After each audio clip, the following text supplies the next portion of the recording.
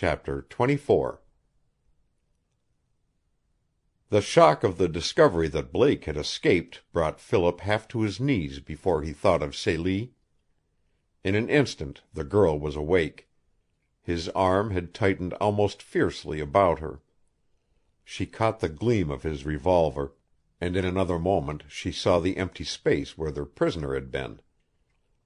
Swiftly Philip's eyes traveled over the moonlit spaces about them. Blake had utterly disappeared. Then he saw the rifle, and breathed easier. For some reason the outlaw had not taken that, and it was a moment or two before the significance of the fact broke upon him. Blake must have escaped just as he was making that last tremendous fight to rouse himself. He had had no more than time to slink away into the shadows of the night, and had not paused to hazard a chance of securing the weapon that lay on the snow close to Celie.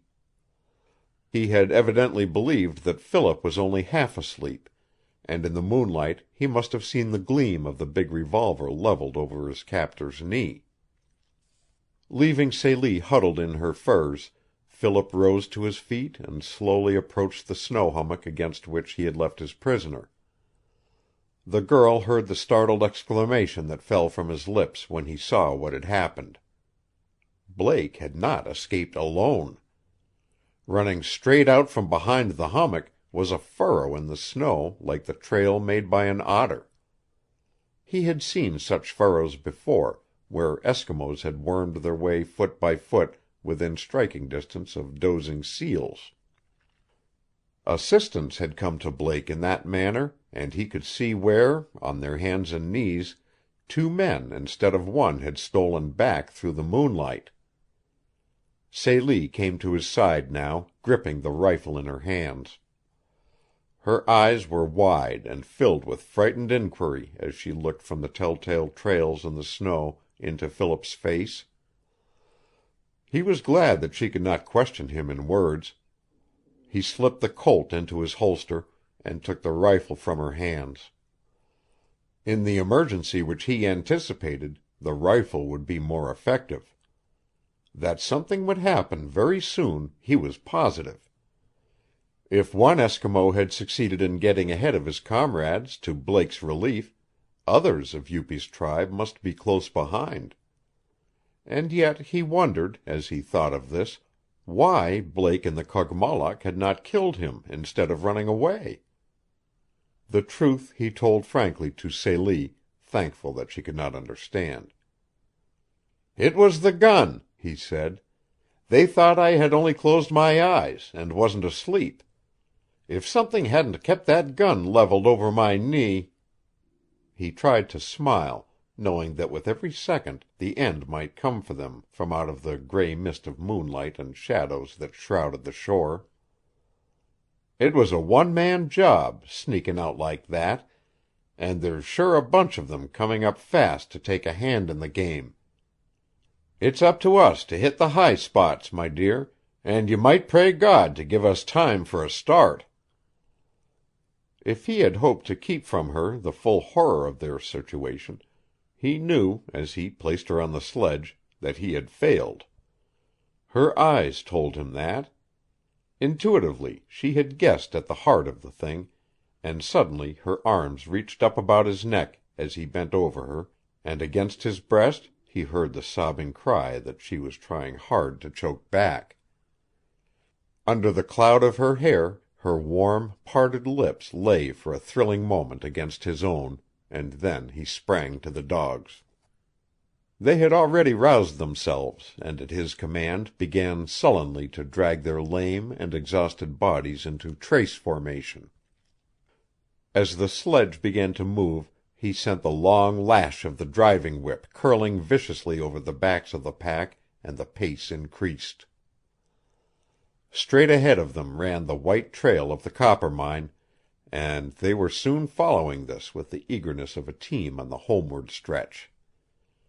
As Philip ran behind, he made a fumbling inventory of the loose rifle cartridges in the pocket of his coat, and under his breath prayed to God that the day would come before the Eskimos closed in.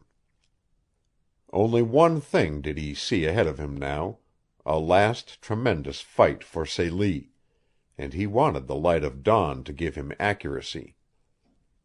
He had 30 cartridges, and it was possible that he could put up a successful running fight until they reached Armin's cabin.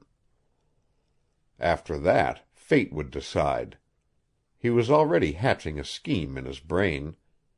If he failed to get Blake early in the fight, which he anticipated, he would show the white flag, demand a parley with the outlaw under pretense of surrendering Celie, and shoot him dead the moment they stood face to face.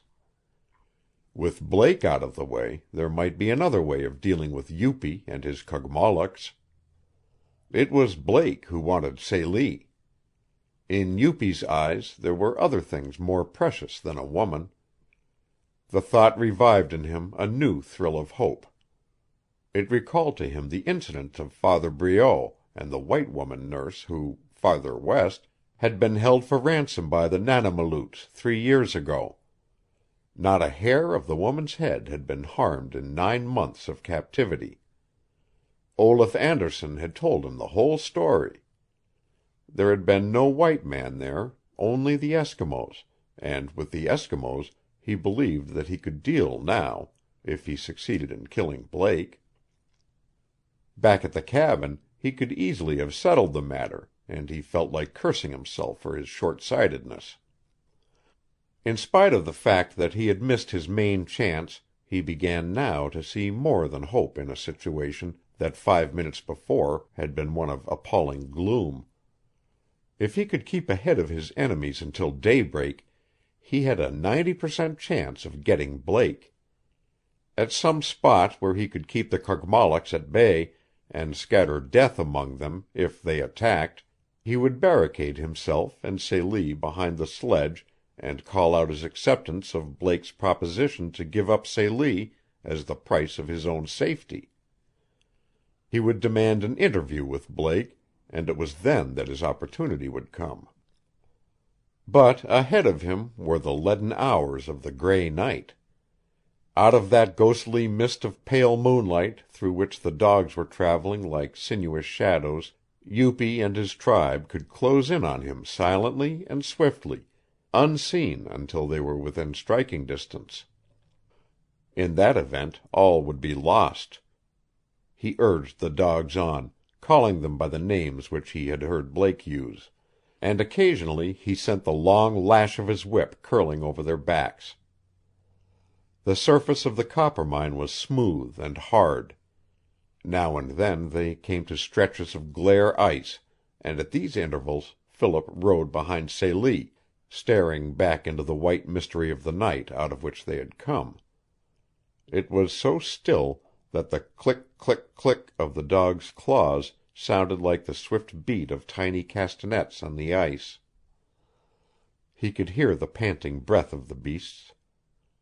The whalebone runners of the sledge creaked with the shrill protest of steel traveling over frozen snow. Beyond these sounds there were no others, with the exception of his own breath and the beating of his own heart. Mile after mile of the Coppermine dropped behind them. The last tree and the last fringe of bushes disappeared, and to the east, the north, and the west there was no break in the vast emptiness of the great Arctic plain. Even afterward the memory of that night seemed like a grotesque and horrible dream to him. Looking back, he could remember how the moon sank out of the sky and utter darkness closed them in, and how through that darkness he urged on the tired dogs, tugging with them at the lead trace, and stopping now and then in his own exhaustion to put his arms about Celie and repeat over and over again that everything was all right. After an eternity the dawn came. What there was to be of day followed swiftly, like the Arctic night. The shadows faded away. The shores loomed up, and the illimitable sweep of the plain lifted itself into vision as if from out of a great sea of receding fog. In the quarter-hour's phenomenon between the last of darkness and wide day, Philip stood straining his eyes southward over the white path of the Coppermine.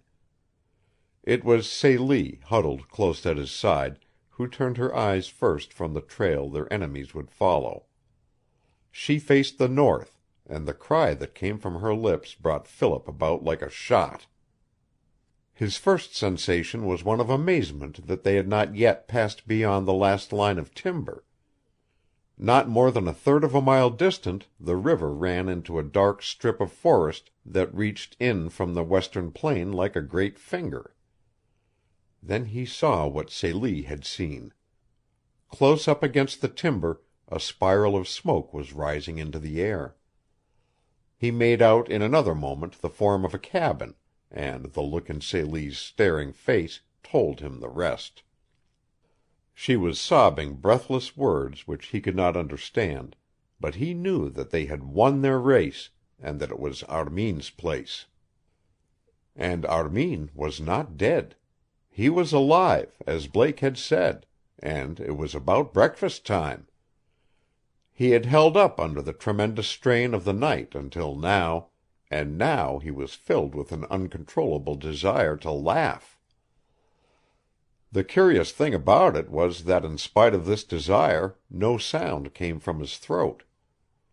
He continued to stare until Celie turned to him and swayed into his arms. In the moment of their triumph her strength was utterly gone. And then the thing happened which brought the life back into him again with a shock. From far up the black finger of timber, where it bellied over the horizon of the plain, there floated down to them a chorus of sound. It was a human sound, the yapping, wolfish cry of an Eskimo horde closing in on man or beast. They had heard that same cry close on the heels of the fight in the clearing. Now it was made by many voices instead of 2 or 3. It was accompanied almost instantly by the clear, sharp report of a rifle, and a moment later the single shot was followed by a scattering fusillade. After that there was silence. Quickly Philip bundled Celie on the sledge and drove the dogs ahead, his eyes on a wide opening in the timber 300 or 400 yards above the river. 5 minutes later the sledge drew up in front of the cabin. In that time they heard no further outcry or sound of gunfire, and from the cabin itself there came no sign of life, unless the smoke meant life. Scarcely had the sledge stopped before Celie was on her feet and running to the door. It was locked, and she beat against it excitedly with her little fists, calling a strange name. Standing close behind her, Philip heard a shuffling movement beyond the log walls, the scraping of a bar, and a man's voice so deep that it had in it the booming note of a drum. To it Celie replied with almost a shriek. The door swung inward, and Philip saw a man's arms open and Celie run into them. He was an old man. His hair and beard were white. This much Philip observed before he turned with a sudden thrill toward the open in the forest. Only he had heard the cry that had come from that direction, and now, looking back, he saw a figure running swiftly over the plain toward the cabin. Instantly he knew that it was a white man. With his revolver in his hand he advanced to meet him, and in a brief space they stood face to face. The stranger was a giant of a man. His long reddish hair fell to his shoulders. He was bareheaded and panting as if hard run, and his face was streaming with blood. His eyes seemed to bulge out of their sockets as he stared at Philip. And Philip, almost dropping his revolver in his amazement, gasped incredulously, "My God, is it you? Olaf Anderson?" End of chapter 24. Recording by Roger Moline.